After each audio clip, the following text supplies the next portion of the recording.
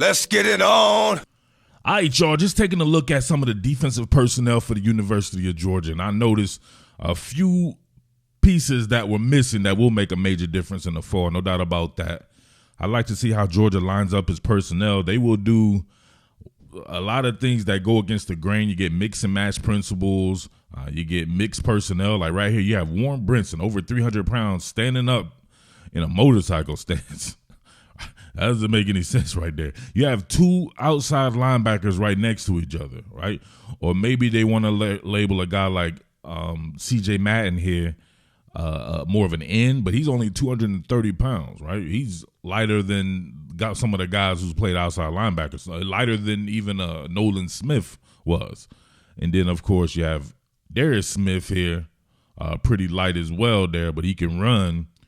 And, of course, Jamon Dumas-Johnson. Normally, you would have Smile Munden here, another cat who can run. You can see right here, man, they got a ton of beef, and they have a ton of speed on the field, right? You factor in, I want to say, maybe Tramel Waltower in here as well. And then you have Malachi Starks. So he's bumped up, right? He's in the box at linebacker depth here, but he's not to the strength of the formation, at least not when the play starts out there. But then they have Javon Bullard at safety. So in the normal set, they had Javon Bullard at safety, moved to safety, and they put Tyke Smith at the nickel position. That's hard. That's a way to get your best players on the field at the same time, because you could make an argument that Javon Bullard, one of the best nickel defenders last year in all of college football, right? Really changed the complexion of that game in the semifinal game against Ohio State with his hit on Marvin Harrison. And then, of course, Tyke Smith was an All-American before at another school at West Virginia. My Philly homie right there getting a chance to get himself in the lineup there with Javon Bullard, with the Malachi Starks. Got the Green kid, Nyland Green, on one corner, and then, of course, a returning veteran in Kamari Lassiter. That's a lot of damn pieces and parts right there. I don't see how that can't be a good defense, right? Now, this is really nothing to see right here, right? I've already gone through this on the first act we did right there. You can see the slide protection there. And then, of course, Carson Beck with a nice laser right here to Brock Bowers over Darius Smith. But you can see them catching them in some type of coverage where the outside linebacker is covering the tight end here. But I really do like how, if you get this rolling right here, your man Javon Bullard comes in and shows his physicality right there against Brock Bowers at embracing for impact, right? And stopped him before he was able to score. He braced so hard he stepped out of bounds before. So I think his reputation precedes himself if you put him on the back end right there and give him a lot of space to roam and then try to lay people out. And then you can't forget they have the David Daniel kid who be hitting like the water boy, probably the hardest hitter on the team, can rotate in there as well. Yeah, you have to admit, they're still damn loaded. And shit, I buried the lead. Let's go back right here. You would normally want to see Michael Williams right here. Now, that makes more sense right there, right? 6'5", 265. I think this cat has potential to be a top 10 pick in a couple of years. Just a true sophomore. And another true sophomore, 6'5", 250 pounds, Marvin Jones Jr., who I think is going to be an absolute superstar animal. You might normally see him right here or even out here. He can mix and match a lot of people, dude. That shit is hard. All right, I'm just going over personnel set right here. The defense didn't really do anything of note. When Carson Beck and those guys with the number ones were on the field, they were getting thoroughly thumped. But to me, that just has to do with not game planning. Obviously, you don't game plan in a spring game, and then you're missing some really key personnel there up front. But I like some of these sets because it shows you the versatility. Javon Bullard posted up, right, at a post safety here. You have Julian Humphrey, your man right here, young Julian Humphrey at a corner, right, to the right side here. Lassiter on the left. Then you have what amounts to a 3-safety set without Tyke Smith. So Tyke Smith gone, Malachi Starks in for him. Remember, I said Malachi Starks would be a home run, potential top 10 pick at the cornerback position. I think he's that good in man coverage. He's essentially playing a nickel corner here. Then you have David Daniel to the strength of the formation. So he's lying across the tight end there at your strong safety, closed formation safety going on there. Then on the line here, it looks like you have man, let me see here. So we got Tremel Waltower there. Looks like Warren Brinson back on the inside here. But look, you have Xavier Sori, your normal off-ball linebacker. He's on the line of scrimmage. And he looks just like those other guys who play on the line of scrimmage. He's pretty light, man. He's not even 215 pounds. He's in this going on his third year on campus, right? And then, of course, you have Jamon Dumas-Johnson. But then you have E.J. Lightsey here. So you got a second-year guy off-ball right here. We got guys rotating in, of course, where one of your better linebackers in the country, Smile Munden, would be. So that's a lot of different moving parts there. I want to say maybe Darius Smith on the other side there. No, actually, it's Madden again on the other side there. So it's a lot of moving parts there. These guys just have to get adjusted. There's no game planning in the spring game, right, for defense. It's really usually geared towards the offense. You want to see the offense shine, and they definitely did a good job of shining for sure. Check this one out right here. Man coverage across the board. You can tell because you have Jamon Dumas-Johnson walked out over Dejon Edwards here. You have Lassiter going against Dope. Now, that would leave the other defensive backs right here. You have the Humphrey kid. You have Javon Bullard right here back on the inside. And then, of course, Malachi Starks right there. So you can tell this because, of course, they have that 5-man pressure going. So you'll be sitting there. I think they got a couple of twists and stunts going on right here as well. These guys, so it's up to these guys to get that pressure. But still, when you have this type of talent on the back end right here, you can see them trying Malachi Starks on this slot fade. Look at this. Moment of truth. Look how he flipped his hips. Come on. I don't want to harp on a certain someone there that I was talking about whose hips were stiffer than a diving board. This guy just has a natural ability to flip his hips and to play the cornerback position. Right then and there, you can see him being able to stay out on top of the route right here. Plays it to perfection pretty much, right? They're both tussling right there. You got the chicken fighting stage going on, and he turns to locate when the receiver turns to locate as well, right? Ends up getting him out of position.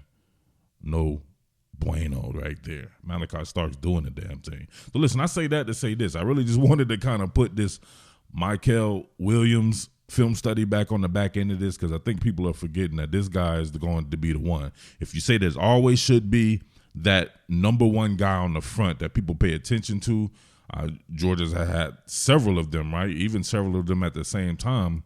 Michael Williams, to me, will be that guy, and you can really make a strong argument for Marvin Jones as well, as along with Zion Logue and guys like Warren Brinson and Tyree Ingram Dawkins, that dude too, right? He might be the 1B kind of guy with Michael Williams, right? So they got some guys up front, man. So not a great showing in the spring game. There's no way around that, especially against the number ones there. But I don't think that's anything to be concerned about. Way too much talent there and way too much talent not available to really take a good sample size of what they can do.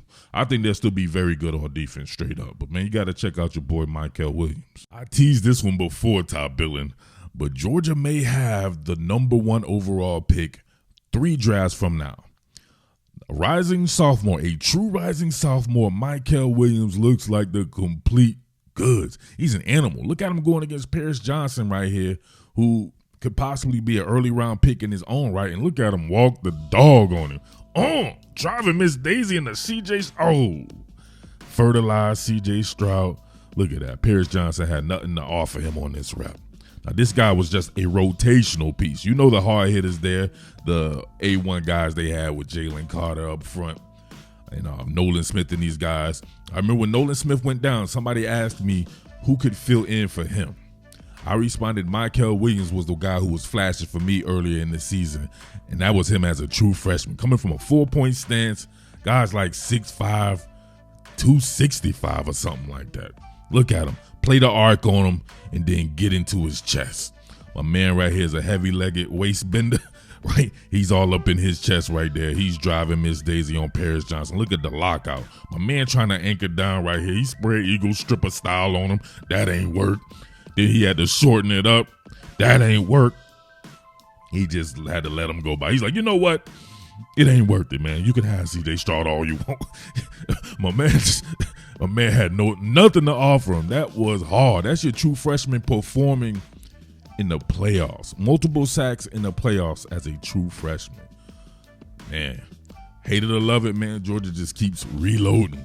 All right, look at your man work right here in the national championship game. Look at this wide loop he takes. Look at that. Looked like he was two-gapping, and then he came and he conquered. Good Lord, look at that. Two-gapping, almost holding the edge. You don't see him actually making a move right there. I guess he determined, right? Obviously, it's play action. Then he determined it's a run, and then look at him work the leverage game right here. Stands this dude up, right? Stiffened him up, and then works the arm under action. Gets him to lean. Look how he gets people to leaning like smooth criminal right there. And look at him work the arm under game, right? Collapse the hands. Splack a tie out on the hands right there, and then runs the arc. These guys stop moving their feet. He continues to move. If you're an offensive lineman, you don't want to stop moving your feet. That's the cardinal sin right there. But splack a tie out, he gets there. And look who gets there with him afterwards, at least. Bear Alexander. Two true freshmen right there. And people think that Georgia may be losing too much on the line or whatever like that. Still loaded. I hate to say it, but they're still loaded. Man, one more game right there running this loop on this cat. Surveying, collapse. Oh, now look at him deployed at a forward technique. Still coming out of that 4-point stance. Head up with the tackle and driving Miss Daisy again. Right on your man, Anthony Richardson. Come on. No time to survey there. Look at him. Head up, staring him in his eyes like Medusa. Straight up froze him, got up into his chest, and then he surveyed, looking at the inside out pass protection, right? Able to get past that, continue to walk the tackle into the lap of the quarterback. Then disengage, arm over that bad boy, and then, splatter wax and fertilizes the great Anthony Richardson. This is a true freshman, man. Look at him making it rain.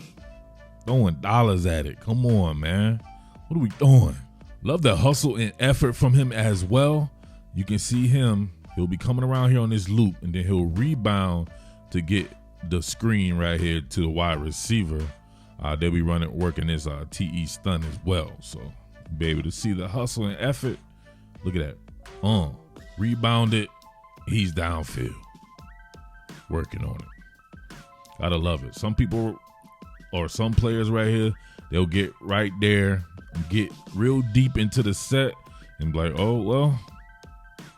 the DBs will get it or something like that. Not him. He wants to be an all EMT first responder, and he's there with the tackle. What more can I say? Top Billin.